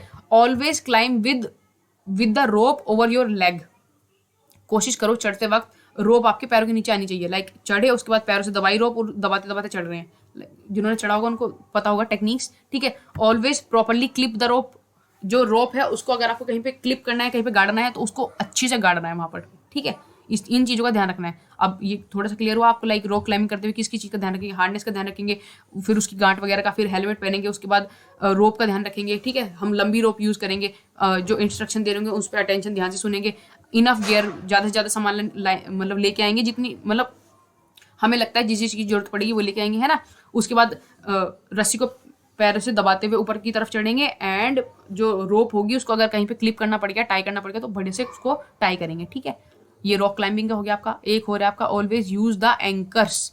मतलब हुआ कि जैसे बहुत दूर दूर रूट पे पिच पे वो कर रहे होते हैं ना रॉक क्लाइंबिंग, तो वहाँ पे एंकर वगैरह होते हैं। एंकर मतलब वो जो इंस्ट्रक्टर हुआ, जो आपका गाइड हो गया, जो आपको बता रहा होगा कि क्या की चीज़ कैसे करनी है। तो ऐसा नहीं कि खुद ही से खुद कि हम चले गए, हम खुद ही चढ़ के आएंगे, नहीं। जब वो अवेलेबल हैं तो उनका यूज़ करिए, उनसे पूछिए कि सर कैसे करना है, क्या करना है, उनके फॉलो करिए, ठीक है। ओके, नेक्स्ट वन आता है हमारा cycling and trekking. Cycling and trekking, ठीक है। देखो सबसे पहला क्वेश्चन इस पे पूछते हैं, what are the safety measure during cycling. अब आप साइकिलिंग करने जा रहे हैं, उसमें क्या सेफ्टी मेजर। अब इतने सारे सेफ्टी मेजर मैं आपको बता रहा हूँ। रॉक क्लाइंबिंग के लिए देखो अलग है, पैरासेलिंग के लिए अलग है, एंड आपकी साइकिलिंग के लिए अलग है। तो इसमें से कोई सा भी जो डिपेंड करेगा एग्जामिनर के दिल पे, मूड पे, वो आपका पेपर में पूछ लेगा कि उसका दिल हुआ स्लिदरिंग का पूछने का वो पूछेगा, रॉक क्लाइंबिंग का पूछने का वो पूछेगा, साइकिलिंग का पूछने का ये पूछेगा। तो आपको थोड़ा थोड़ा आइडिया होना चाहिए, सारे नहीं लिखने होते आपसे, लगभग आपके 5-6 पॉइंट पूछते हैं नॉर्मल खाली, और मैं आपको कम से कम 10-10 बता रहा हूँ, तो ध्यान से बस देखते चले जाओ, ठीक है। अब सेफ्टी मेजर साइकिलिंग से पहले क्या क्या ध्यान रखेंगे। सबसे पहले क्वालिफाइड सुपरविजन, जो आपका क्या बोलते हैं विजन होगा ना, उसको सॉरी, जो आपका विजन होगा ना उसको आपको पहले क्लियर करना है, लाइक रियलिटी में कहाँ से कहाँ तक आपको साइकिल चलाने जानी है। उसके बाद एक एक्सपर्ट की एडवाइस ले लेनी है, इसको बोलते हैं क्वालिफाइड सुपरविजन, ठीक है। अगला है आपका फिजिकल फिटनेस। आपकी फिजिकल फिटनेस बढ़िया होनी चाहिए अगर आप साइकिलिंग करने के लिए जा रहे हो तो। नेक्स्ट है आपका हेलमेट एंड क्लोथिंग। देखो साइकिल करते हुए एक स्पेशल टाइप का जो हेलमेट लगा रखा है ये लगाया जाता है, और क्लोथिंग भी अलग टाइप की पहनी जाती है ना। तो आप उस चीज़ का ध्यान रखेंगे क्योंकि वो कंफर्टेबल होती है साइकिलिंग चलाने के लिए ही, ठीक है। अगला है बडी सिस्टम। कोशिश करेंगे कि आप बडी में जाए, ऐसा नहीं कि अकेले अकेले निकल के साइकिलिंग करने के लिए हम तो जाएंगे कश्मीर से कन्याकुमारी, नहीं। कोशिश करें कि बडी पेयर्स में जाएं और ग्रुप में करने जाएं साइकिलिंग को, ठीक है। पोजीशन इन ट्रैफिक, ये रूल्स होते हैं, like if you are doing cycling तो ट्रैफिक वगैरह के अंदर पे आपको किस जगह कैसी पोजीशन लेनी है। ये नहीं कि मेन रोड पे साइकिलिंग करें बीच में फंस गए, स्टक हो गए, ऐसा नहीं, ठीक है। उस चीज़ का ध्यान रखना है। सेफ्टी रूल्स आपको फॉलो करने हैं साइकिलिंग चलाते हुए। टर्न्स एंड इंटरसेक्शंस, आपको पता होना चाहिए कि किस जगह से आपको मुड़ना है, कहाँ पे आपको टर्न लेना है, और ये सब कुछ मतलब कि आपके पास ना एक क्लियर मैपिंग होनी चाहिए कि किधर से किधर जाना है, यानी कि कहीं अपनी जहाँ मर्जी चले जा रहे हैं, ऐसा नहीं, ठीक है। इक्विपमेंट्स, आपको क्या क्या चीज़ें कैरी करनी है उस चीज़ का आपको ध्यान रखना है। बाइसिकल एक्सेसरीज, इसकी आपके लॉक, पेंचकस, पिलास, है ना, गियर वगैरह टाइट करने के औजार, हथियार, ये सब आपके पास में होने चाहिए साइकिल एक्सेसरीज, ताकि आप इसकी मेंटेनेंस ठीक से कर सको, ठीक है। उसके बाद रेसिंग वगैरह का ध्यान रखना है कि आप रन कर पाते हो, अगर बहुत लाइक आप 2 घंटे तक रन कर पाते हो तो आप 2-3 घंटे साइकिल आराम से चला लोगे। तो रेसिंग वगैरह उसका ध्यान रखना है, स्टेमिना बढ़ाना है ना। प्लानिंग बढ़िया से प्लान करना है कि हाँ ये वाला हमारा रियलिस्टिक प्लान है जहाँ हम साइकिलिंग के लिए जाएंगे। अगली और लास्ट बात है डिसिप्लिन, तमीज साइकिल चलानी है। ऐसा नहीं कि ये डिसिप्लिन क्यों लिखा है, क्योंकि लाइक साइकिलिंग जिस दिमाग में आता है तो वी आर लाइक स्टंट मारेंगे रोड पे जाके ऐसा नहीं करना होता, ठीक है ना। तो ये सेफ्टी मेजर समझ में आ गए, क्या क्या ध्यान रखना है, क्लियर। अगला है आपका ट्रैकिंग। ट्रैकिंग इज लाइक कहीं एक घूमने जा रहे हो जगह पे, एक्सप्लोर करने जा रहे हो उस जगह की सारे प्लेसेस को, दैट इज ट्रैकिंग। पूरा वेल प्लान होता है, ठीक है। असेंशियल मटेरियल फॉर ट्रैकिंग, ये क्वेश्चन पूछा जाता है पेपर के अंदर पे कि सपोज करिए कि आप ट्रैकिंग करने के लिए जा रहे हैं, तो आपको अपने साथ में क्या क्या सामान लेकर के जाना है, ठीक है। तो हमें क्या क्या सामान लेके जाना है ये देखेंगे, एक बार देख लेते हैं। लाइक आपको पता होगा, आप जनरली खुद से भी लिख सकते हैं, बट एक बार देख लोगे तो it will be more clear, ठीक है। देखो इसमें मटेरियल में जो सबसे पहले आता है, देखो a good rucksack in a proper condition. अब रक्सैक क्या होता है सर? ये रक्सैक देखो एक ना इनके पीछे जो बैग लगा होता है ना, पिट्ठू बैग बहुत मोटा सा, इस बैग को बोलते हैं रक्सैक। तो एक अच्छा सा बढ़िया सा रक्सैक होना चाहिए जिसकी प्रॉपर कंडीशन में हो, फटा उटा ना हो, अच्छी सी कंडीशन में, ठीक है। हमारे पास होना चाहिए क्लोथ्स होने चाहिए, क्लोथ होने चाहिए जिस जगह पर ट्रैक करने जा रहे हो उसके अकॉर्डिंग बढ़िया प्रॉपर क्लोथ होनी चाहिए। लाइक लद्दाख में जा रहे तो बढ़िया ठंडी वंडी कपड़े पहन के जाओ, है ना। राजस्थान में जा रहे तो उस टाइप के, उसके लिए, ठीक है। आपके पास वाटर होना चाहिए, फूड होने चाहिए, कुकिंग यूटेंसिल्स होने चाहिए अगर आप ट्रैकिंग के लिए जा रहे हो, है ना। बढ़िया सा कैमरा हो एक, और एक्सेसरीज, मतलब उसके अंदर रील वील डालने का सामान। इसके बिना तो जाने का कहीं फायदा है ही नहीं, तो ये सबसे पहले रखा जाता है ठीक है। उसके बाद आएगा आपका फर्स्ट एड बॉक्स होना चाहिए एक, ताकि कहीं चोट वोट लगे तो कुछ कर सके, है ना। एक स्लीपिंग मैट और एक स्लीपिंग बैग आपके पास में होना चाहिए। आपके पास ORS होना चाहिए, ओरल रिहाइड्रेशन सॉल्यूशन, क्योंकि कहीं बाहर जाते हैं ना, बाहर का खाना खाते हैं, तो इट्स लाइक पेट खराब होने की संभावना ज़्यादा रहती है। आपके पास में एक रोप होनी चाहिए, ठीक है। एक गुड पेयर ऑफ शूज होनी चाहिए, क्योंकि ट्रैकिंग में बहुत चलना पड़ता है, ठीक है। एक कैप होनी चाहिए, कॉटन की प्रेफरेबली, ठीक है। टॉयलेटरी आइटम्स होने चाहिए, टॉर्च होना चाहिए, बैटरीज होनी चाहिए, मार्कर और चार्ट होना चाहिए प्रॉपर, जिससे आप मैपिंग कर सके, पता कर सके कहाँ जा रहे कैसे जा रहे हैं। तो ये आइटम समझ में आ गया आपको।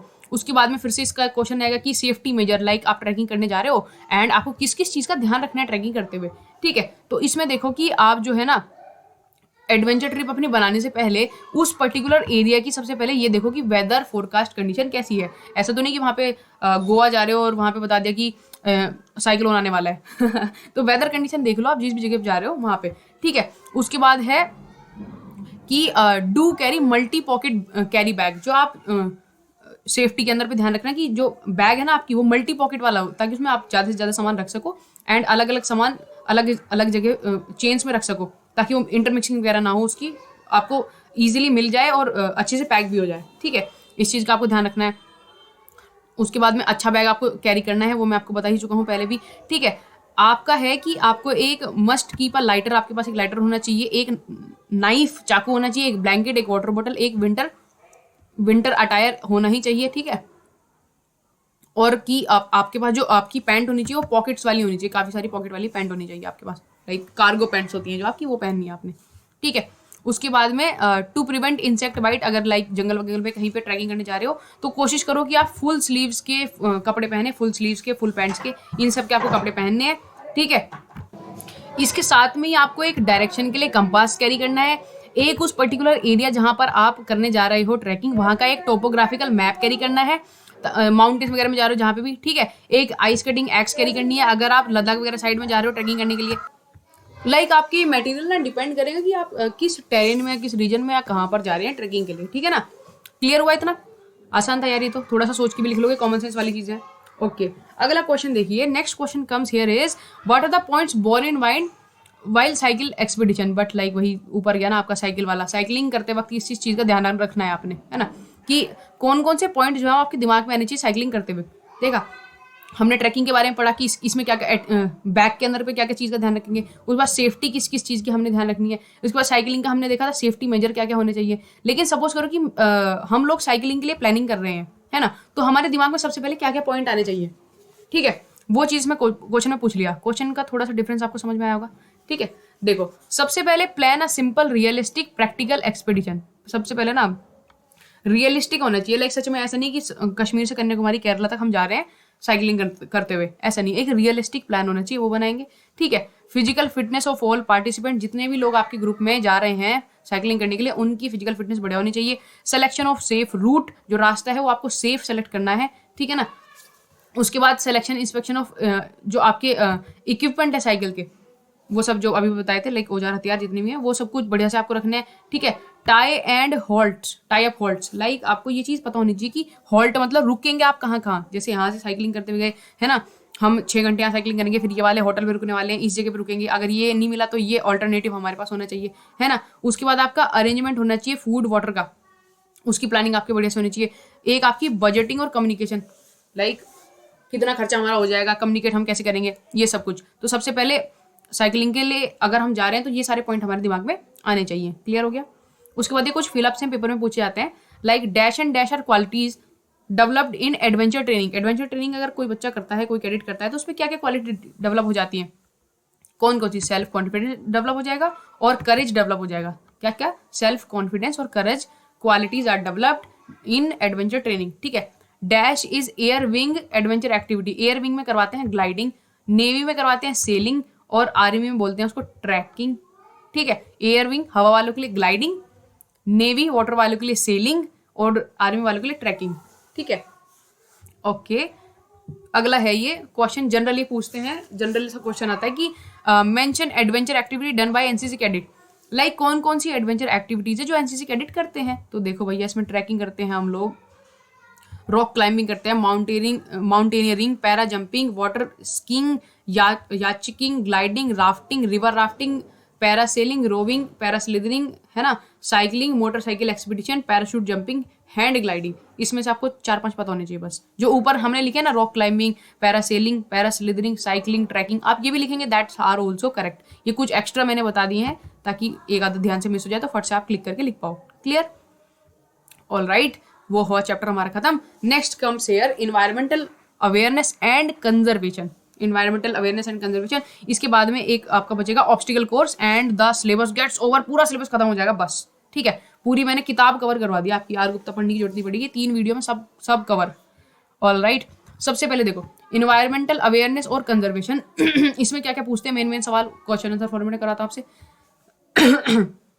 सबसे पहले types of natural resources. Natural resources देखो मेनली जनरली 2 टाइप से डिवाइड करते हैं, renewable and non renewable. Renewable जो रीन्यू किए जा सकते हैं, जैसे आपका एयर हो गया, वाटर हो गया, ये सब कुछ। नॉन रिन्यूएबल कोल, पेट्रोलियम, जो रीन्यू नहीं करे जा सकते आसानी से, ठीक है। उसके बाद ओरिजिन कहाँ से आते हैं उसके बेसिस पे रिसोर्सेज 2 टाइप से डिवाइड होते हैं, that is biotic and abiotic. Biotic होते हैं लिविंग, एबायोटिक होते हैं नॉन लिविंग। क्लियर?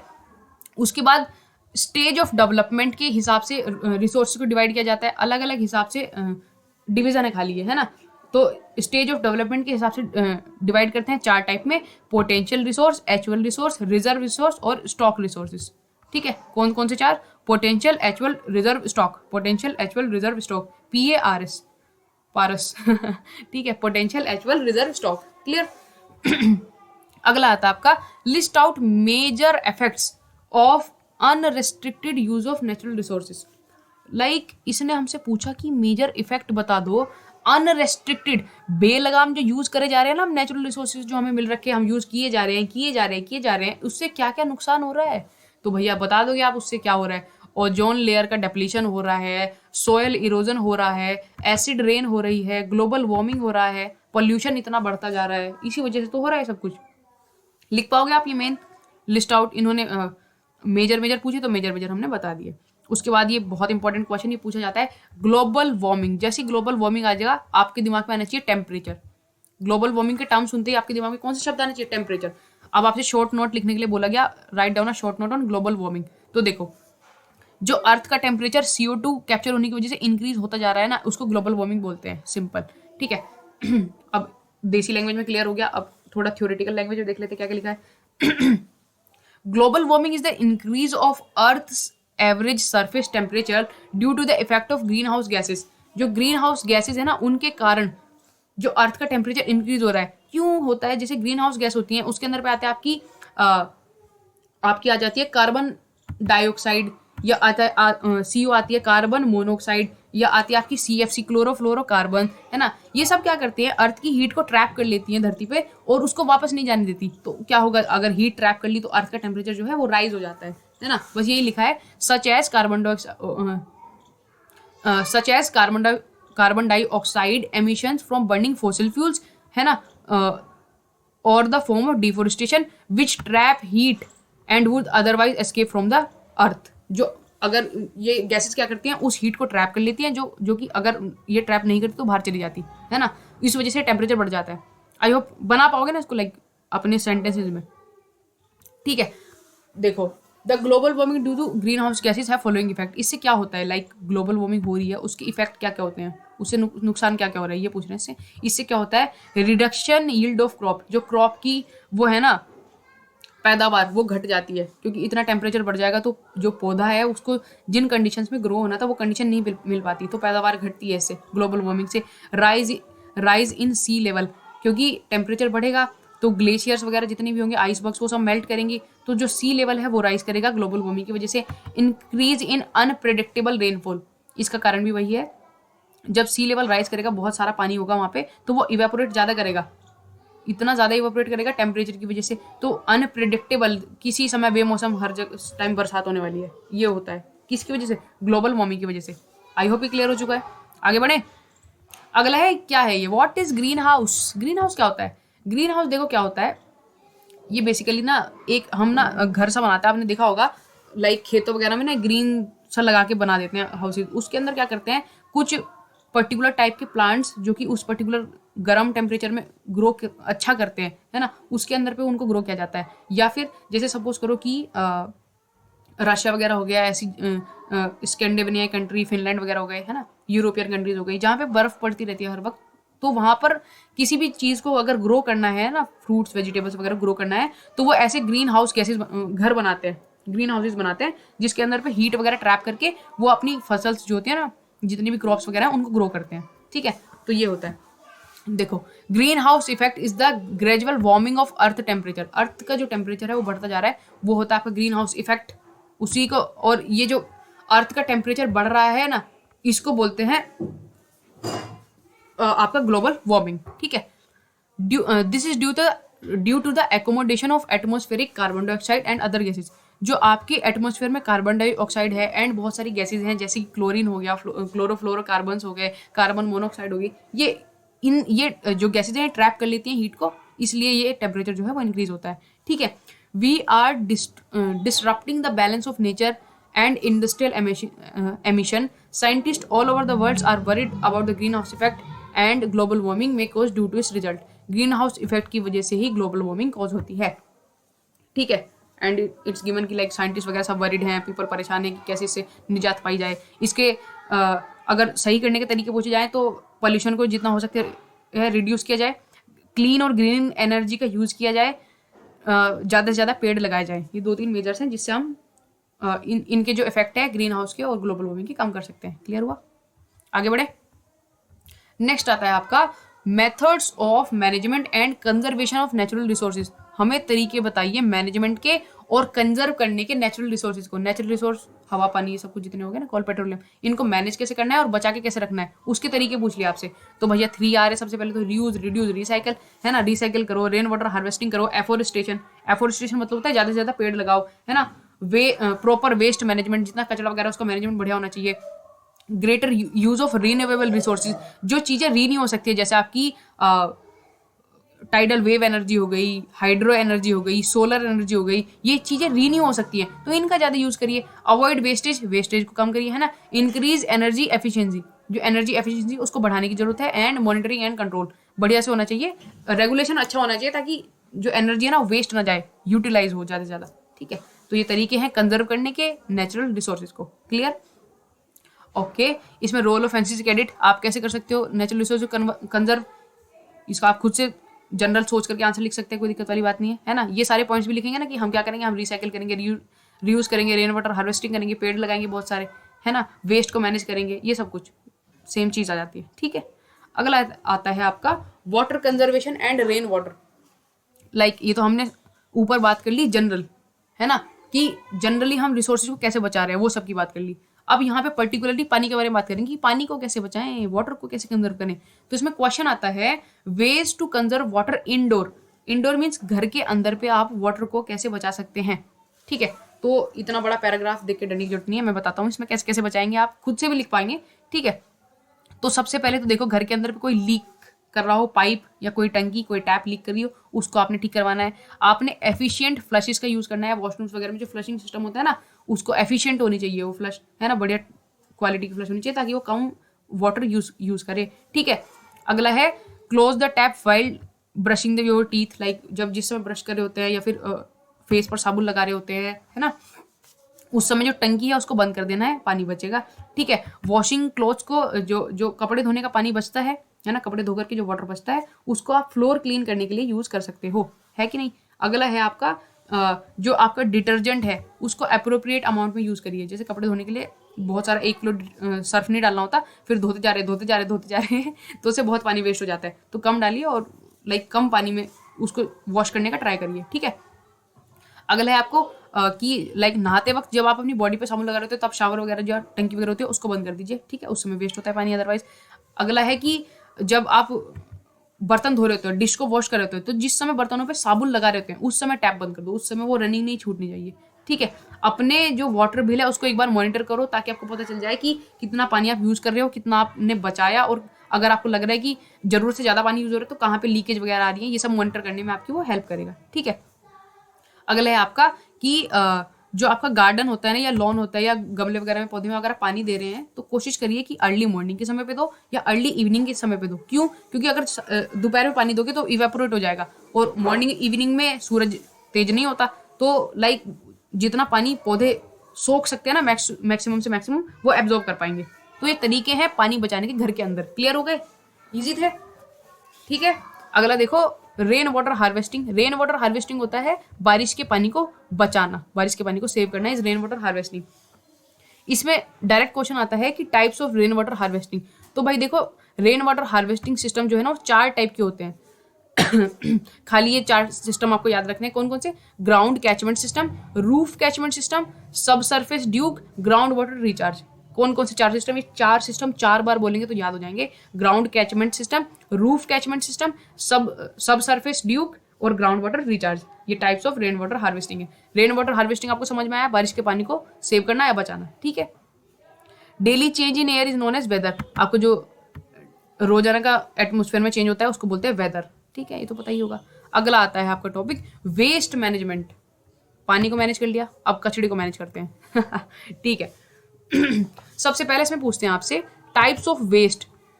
जो आपके कूड़े या कचरे होते हैं वो कितने टाइप के होते हैं? ठीक है, काफी सारे टाइप के होते हैं। देखो, जैसे आपका होता है गीला कूड़ा, सूखा कूड़ा, आपको ये 2 ही पता होंगे, सॉलिड वेस्ट, ड्राई वेस्ट। ठीक है, ये सबसे पहला आता है आपका सॉलिड टाइप, सॉलिड वेस्ट होता है। एक हमारा लिक्विड वेस्ट होता है, एक हमारा होता है रेडियो एक्टिव वेस्ट। जो आपके फोन, लैपटॉप ये सब खराब हो जाते हैं ना, ये सब कुछ इनके अंदर जो चिप्स वगैरह यूज होती हैं वो सब रेडियो एक्टिव वेस्ट में आता है। फिर उसके बाद आता है आपका म्युनिसिपल सॉलिड वेस्ट। उसके बाद आपका हॉस्पिटल का या बायोकेमिकल का ई वेस्ट हो गया, है ना, ई वेस्ट होता है आपका। हैजार्डियस वेस्ट हो गया। तो ये कचरों के प्रकार है, कितने सारे टाइप का कूड़ा होता है। सॉलिड वेस्ट होता है, लिक्विड वेस्ट होता है ना, रेडियो एक्टिव वेस्ट होता है, ई वेस्ट होता है, ये सब कुछ। ठीक है, अगला है आपका क्वेश्चन। देखो आपसे क्या पूछ रहा है, what steps will you take as an individual for contributing towards the waste management in your neighbours. देखो, आपसे पूछ लिया, क्वेश्चन पूछा है कि एज एन इंडिविजुअल आप क्या स्टेप लोगे जो ये कचरा है ना इसको मैनेज करने के लिए। ये क्वेश्चन आपसे पूछ लिया है। तो भैया एज एन इंडिविजुअल हम क्या कर सकते हैं, है ना, कचरे को मैनेज करने के लिए। सबसे पहले तो सेग्रीगेशन, उसको 2 पार्ट में डिवाइड करने की कोशिश करेंगे। सबसे पहले क्या करेंगे, उसको 2 पार्ट में डिवाइड करेंगे। पहला बायोडिग्रेडेबल और नॉन बायोडिग्रेडेबल, है ना। ठीक है, उसके बाद में हम क्या कर सकते हैं वेस्ट को मैनेज करने के लिए, कि हम जो प्लास्टिक बैग्स होते हैं उसको रिप्लेस कर सकते हैं पेपर और जूट बैग से। ठीक है, और क्या कर सकते हैं वेस्ट को रिड्यूस करने के लिए, कि जो रिसाइकलेबल वेस्ट होता है हमारा, पेपर हो गया, ग्लास हो गया, क्लॉथ हो गया, इन सबको हम रिसाइकल के लिए दे सकते हैं। रद्दी वाला आता है उसको। ठीक है, ऐसे वेस्ट मैनेज हो जाएगा, है कि नहीं। हम क्या कर सकते हैं, अपने आसपास की सराउंडिंग्स को क्लीन रख सकते हैं। वहां पे जैसे होता नहीं कि रोड के साइड में कचरा फेंक देते हैं, ऐसा नहीं करेंगे, इससे वेस्ट मैनेज होगा।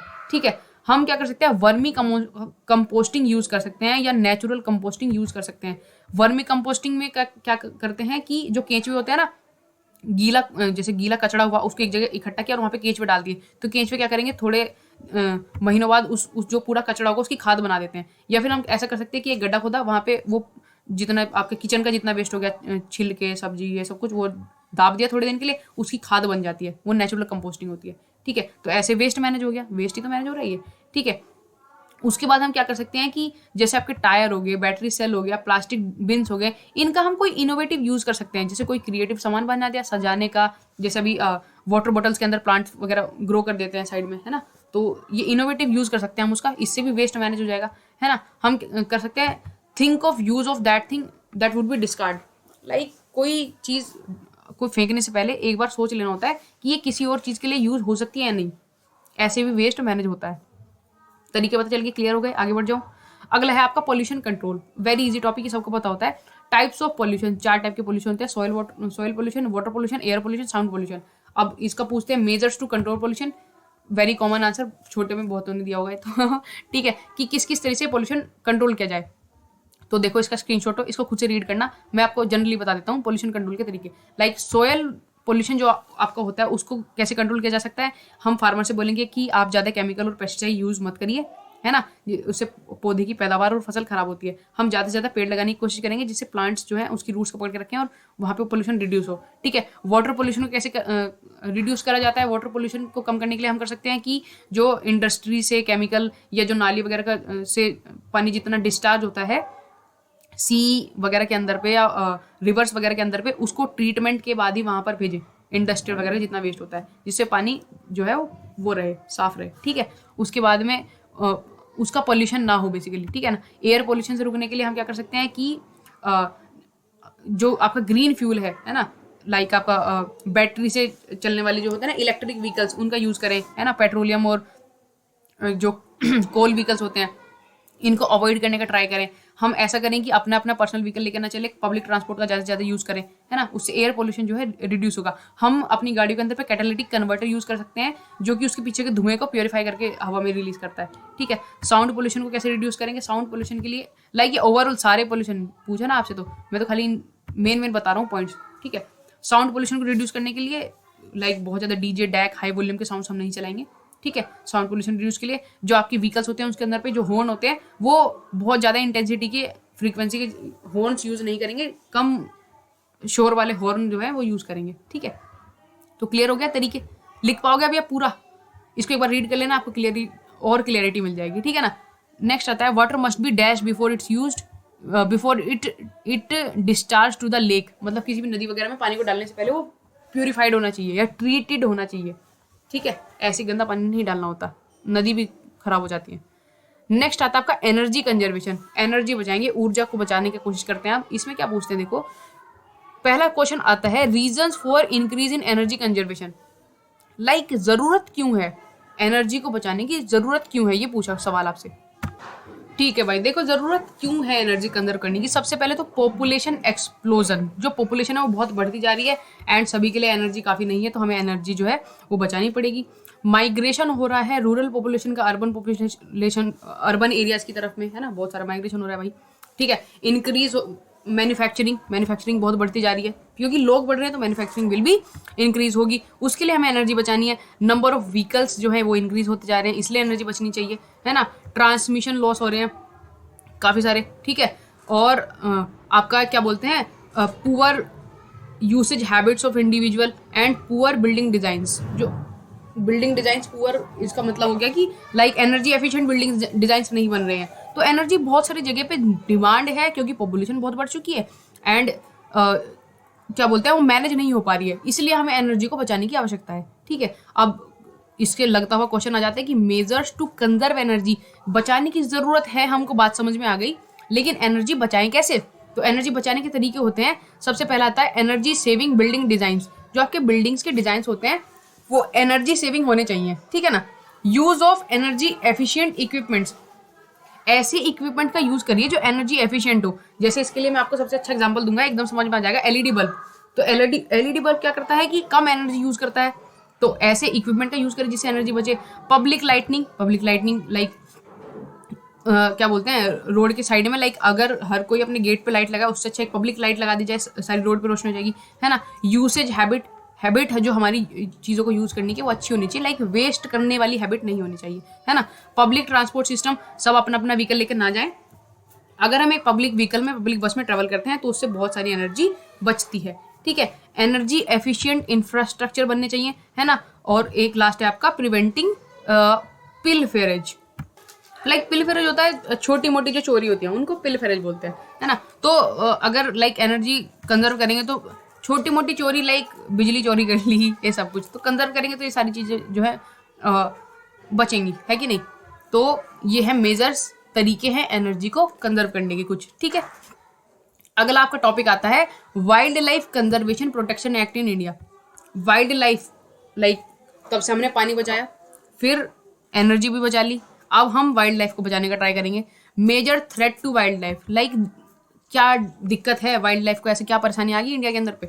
सबसे पहले है उनकी डिक्रीजिंग कैपेसिटी, उनकी संख्या जो है वो घटती जा रही है। इंक्रीजिंग फैटेलिटीज, इसका मतलब है कि हम उनके जो एरिया है ना जंगल वालों से कम करते जा रहे हैं। इंक्रीजिंग फॉरेस्ट फायर, जंगलों में आग लग जाती है, ठीक है। मोटर बोट एक्टिविटीज बढ़ रही हैं रिवर वगैरह में काफ़ी ज़्यादा, ठीक है। Release of chemical and toxins, जो बिना ट्रीटमेंट के रिवर में छोड़ देते हैं ना, उस वजह से वाइल्ड लाइफ में मछली वगैरह को उनको खतरा है, ठीक है। क्लाइमेट चेंज हो रहा है, इस वजह से उनको खतरा हो रहा है ना। इंक्रीज इन पोचिंग होता है आपका शिकार वगैरह, तो उस चीज़ में भी इंक्रीमेंट होता जा रहा है। तो ये सारे कारण है यार, इतना सब कुछ हो रहा है, तो जो एनिमल है, वाइल्ड लाइफ है, ये तो खत्म हो जाएंगे, चले जाएंगे, कहीं एक्सटिंक्ट हो जाएंगे, तो इसलिए इनको बचाने की जरूरत है, ठीक है। एक आता है आपका, अच्छा ठीक है आपने बताया इनको बचाने की जरूरत है, बात समझ में आती है हमारी। बचाएं कैसे ये बताइए आप। वाइल्ड लाइफ कंजर्वेशन मेजर्स, अब इसको बचाने के तरीके। सबसे पहले तो आपके वाइल्ड लाइफ प्रोजेक्ट चलते हैं बहुत सारे वाइल्ड लाइफ को बचाने के लिए, स्पेशली इसके लिए आपके biosphere reserves, wild life sanctuaries वगैरह बनाई जाती है। एक रेस्ट्रिक्टेड एरिया बना दिया जाता है कि यहाँ पे कोई हंटिंग वगैरह कुछ नहीं करेगा, यहाँ पे सारे एनिमल आराम से रहेंगे, ठीक है। अभी बताया वाइल्ड लाइफ सेंचुरी सिस्टम होता है। एक ब्रीडिंग कैप्टिविटीज हो जाता है, ये सी एरियाज के पास में बनाया जाता है, लाइक वहाँ पे कि ये वाला एरिया है यहाँ ब्रीडिंग का है, तो यहाँ पे कोई ह्यूमन एक्टिविटी नहीं अलाउ की जाएगी, ठीक है। मास अवेयरनेस एंड एजुकेशन की ज़्यादा से ज़्यादा लोगों को जागरूक करो कि लाइक एनिमल्स भी इंपॉर्टेंट है यार, हिस्सा है वो हमारी इकोलॉजी का, तो उन्हें बचाना भी इंपॉर्टेंट है। तो मास अवेयरनेस। एक आपका वाइल्ड लाइफ प्रोटेक्शन एक्ट निकाला गया था 1972 में for the aim of wild life को बचाने के एम से, ठीक है। ऑल राइट, ठीक है। Wild life projects in India, देखो इंडिया के अंदर पे ना बहुत सारे एनिमल्स हैं जो लाइक खतरे के निशान के आसपास में है, तो उन्हें बचाने की हमें जरूरत है।